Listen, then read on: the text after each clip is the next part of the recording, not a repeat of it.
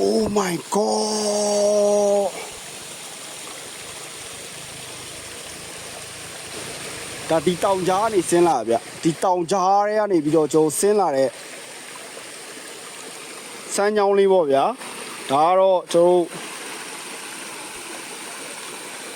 ဒီစမ်းချောင်းဆင်းနေရတော့ကျွန်တော်နှစ်ပေါင်း20လောက်တော့ရှိပြီဗျဒီစမ်းချောင်းရဲ့တက်တန်နှစ်ပေါင်း20လောက်ရှိပြီကြောက်မျိုးလေးတစ်လုံးတော့တွေ့ပြီဗျမျိုးချောင်းကြောက်လေးခွန်ပြူဗျခွန်ပြူကျော်တွေကကြောက်မျိုးလေးဗျာတော်တော်လေးတော့လှဗျာဒီရင်တော့ကြောက်တွေဆိုတော့လေကြောက်မျိုးတန်းကတော့ကောင်းမှထင်တာပဲဗျဟိုမဟုတ်ကြောက်မျိုးရရဲဆိုတော့ဒါအိမ်တယ်သွားမယ်ဗျာတစ်လုံးတော့ရပြီဒီနေ့တော့